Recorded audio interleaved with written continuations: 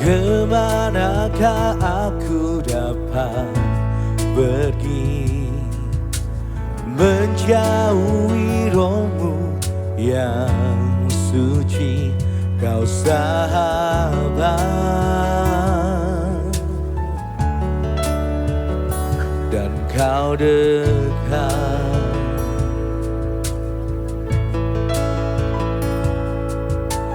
Bahkan seluruh pengabdianku tak bisa membalas kesetiaanmu, sungguh mulia dan berharga. Sungguh besar pengorbananmu bagiku, terlalu dalam untuk dimengerti. Sungguh besar,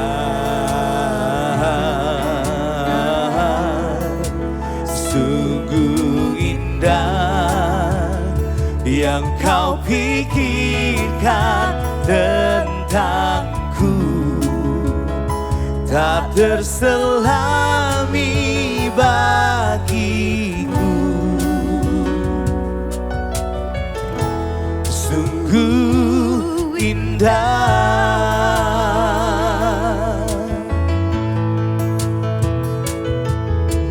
Kemanakah aku dapat pergi, menjauhi rohmu yang suci, kau sahabat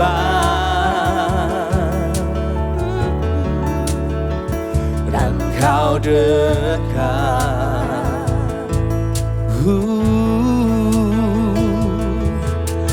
Bahkan seluruh pengabdianku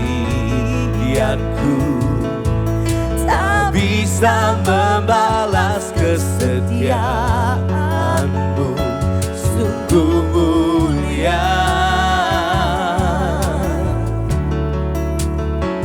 dan berharga. Oh, sungguh besar pengorbananmu bagiku, terlalu dalam untuk dimengerti. Sungguh besar, sungguh indah yang kau pikirkan tentangku, tak terselami bagiku. Sungguh indah,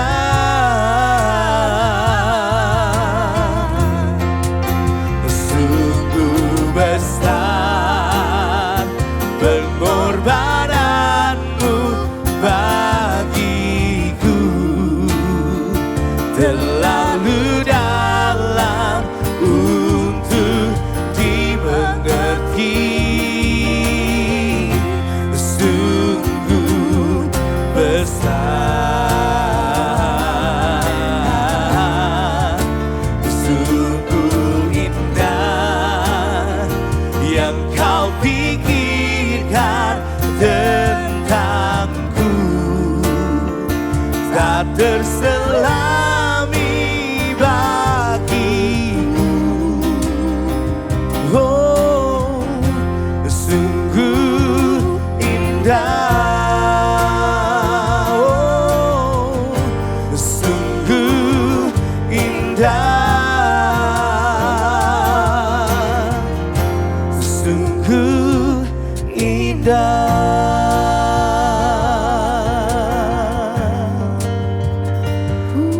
Sungguh indah kasih-Mu bagiku.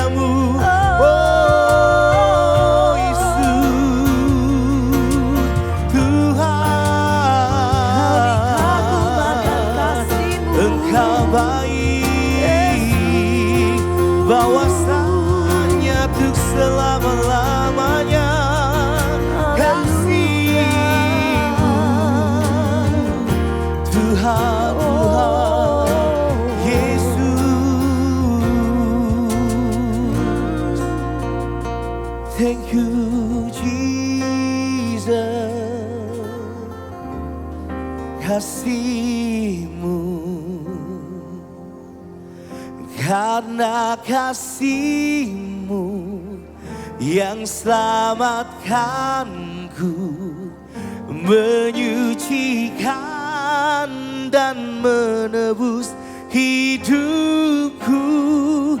Ku naikkan syukur buat pengorbanan-Mu, Maha mulia dan terindah Kau, karena kasih-Mu yang selamatkanku, menyucikan dan menebus hidupku. Ku naikkan syukur buat pengorbanan-Mu, Maha mulia dan terindah Kau, karena kasih-Mu yang selamatkanku, menyucikan dan menebus hidupku. Ku naikkan syukur buat pengorbanan-Mu, Maha mulia dan terindah Kau, Yesus. Oh, Maha mulia, Maha mulia dan terindah Kau, Yesus. Maha mulia, Maha mulia dan terindah Kau, Yesus.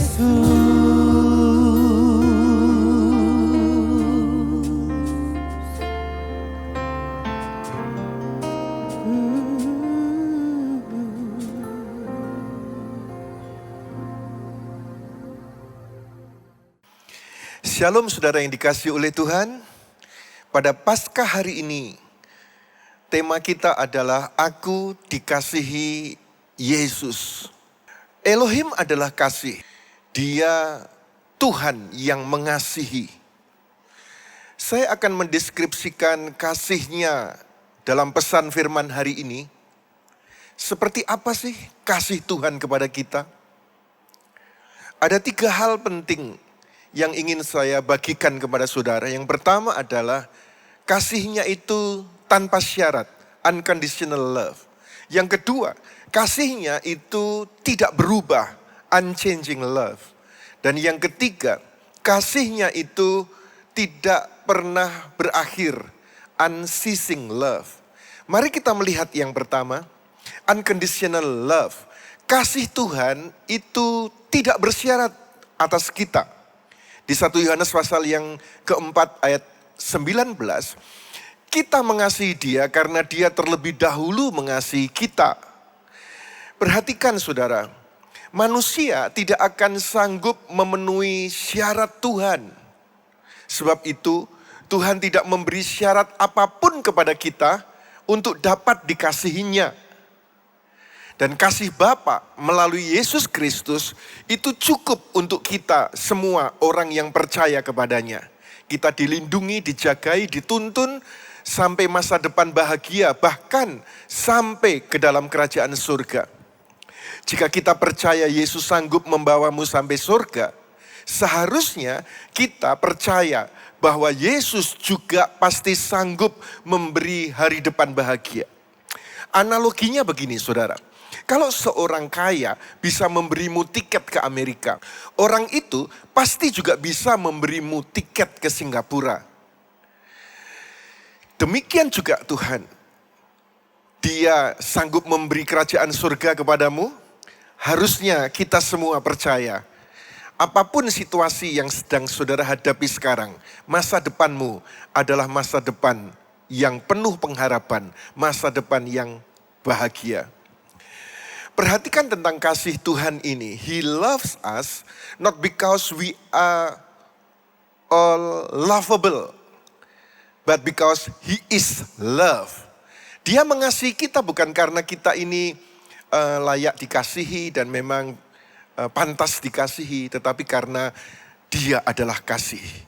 You are loved more than you will ever know.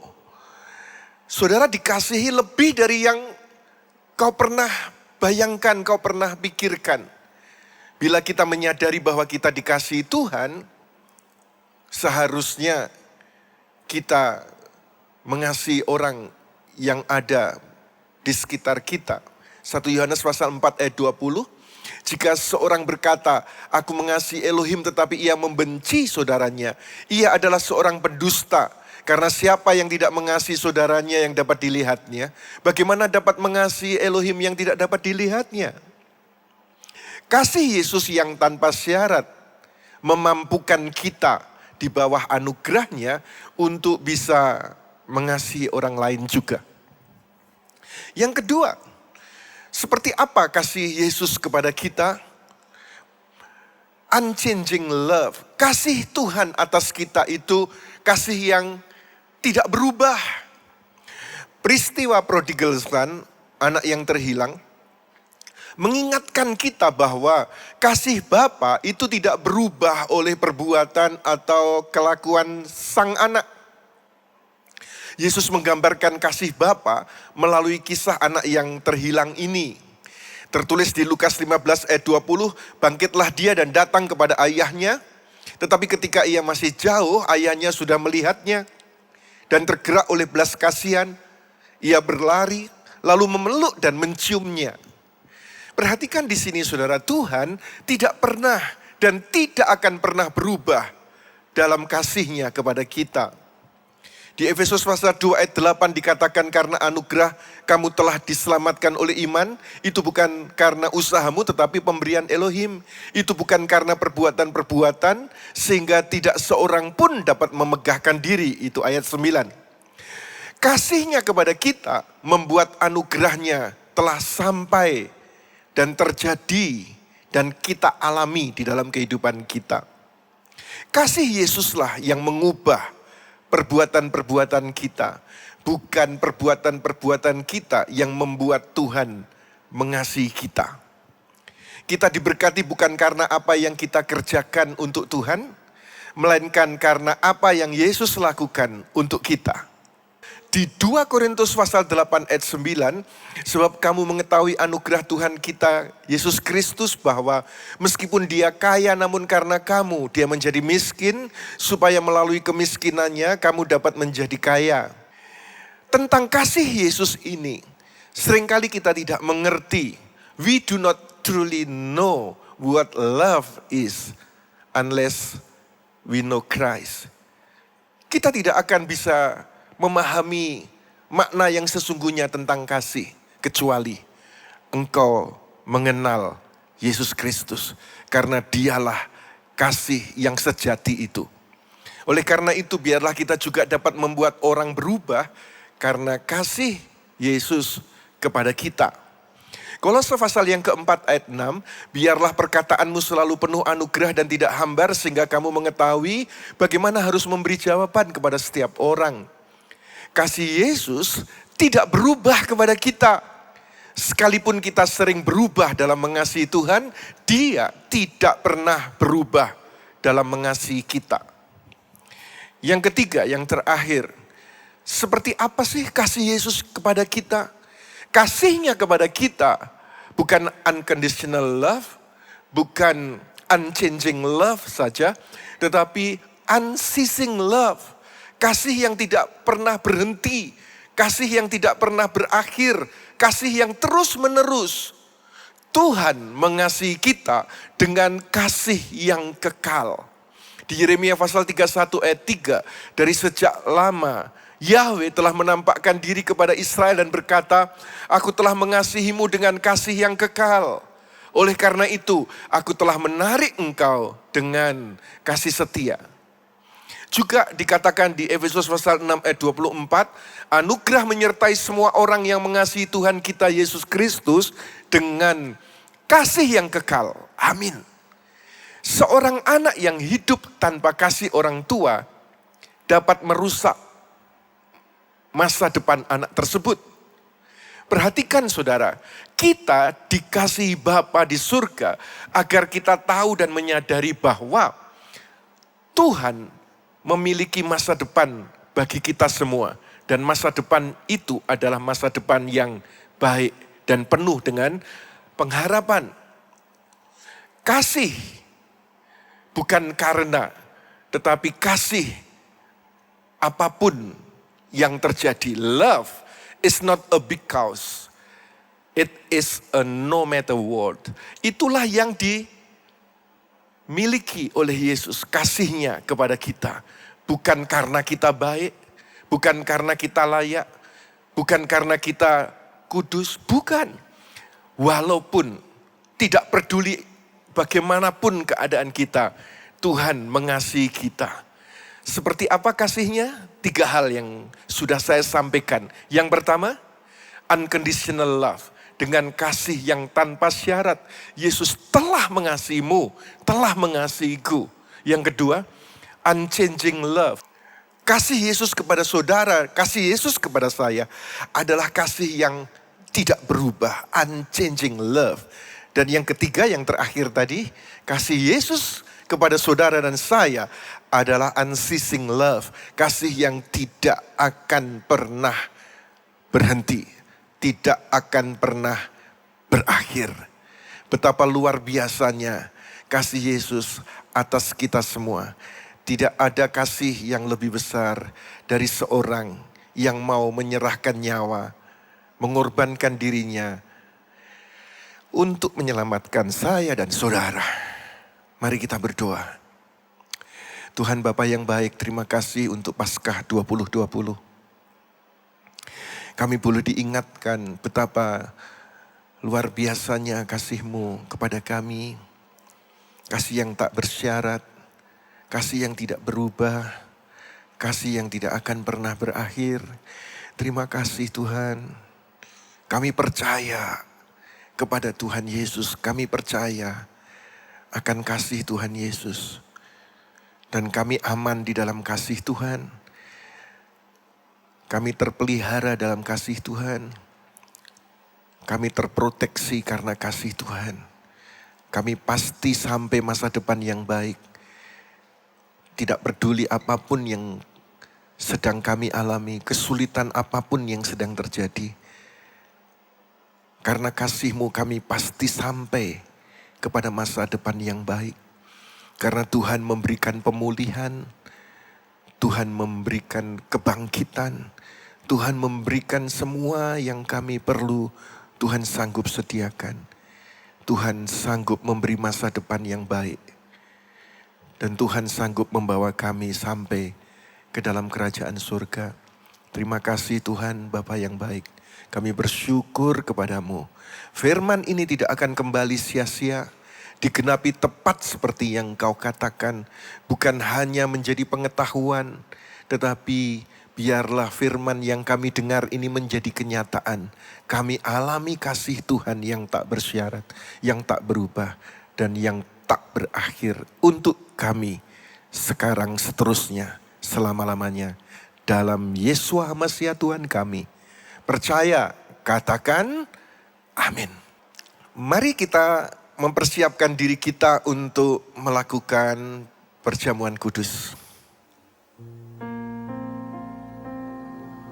Terlalu besar kasih-Mu Bapa, pengorbanan yang Kau berikan bagiku. Terlalu mahal darah-Mu Yesus, tercurah untuk menebus hidupku. Terlalu besar kasih-Mu Bapa, pengorbanan yang Kau berikan bagiku. Terlalu mahal darah-Mu Yesus, tercurah untuk menebus hidupku. Saudara yang dikasihi oleh Tuhan, Yesus mati untuk menebus dosa kita. Ketika dia ada di bumi untuk menyembuhkan orang sakit, dia tidak perlu mati. Untuk mengusir setan, dia tidak perlu mati. Untuk menghardik alam, angin ribut, badai, dia tidak perlu mati. Bahkan untuk membangkitkan orang mati sekalipun, dia tidak perlu mati. Dia bisa lakukan itu ketika dia ada di bumi ini. Tetapi dia harus mati karena menebus hidupmu. Dia terkutuk supaya engkau diselamatkan, diberkati. Dia mati supaya engkau hidup. Apa yang dilakukan Yesus di Kalvari, darahnya tercurah untuk mengampuni segala dosa, kesalahan, pelanggaran kita. Dan tubuhnya terkoyak untuk menyembuhkan semua penyakit kita. Sebab itu, dengan penuh rasa syukur, mari kita mengambil perjamuan kudus dan kita mengingat karya sempurna dari Kristus Yesus di Golgota. Mari kita angkat roti kita.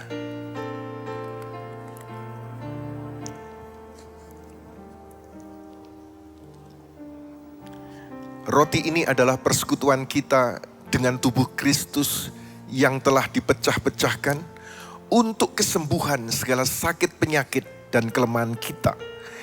Terimalah dengan iman, katakan dalam nama Yesus. Mari kita makan.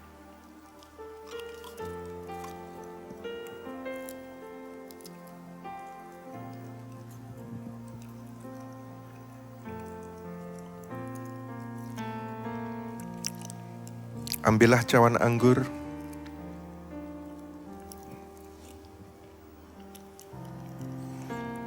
Angkatlah tinggi-tinggi. Cawan ini adalah persekutuan dengan darah Yesus yang telah dicurahkan untuk pengampunan dosa dan pelanggaran kita. Terimalah dengan iman, katakan dalam nama Yesus. Mari kita minum.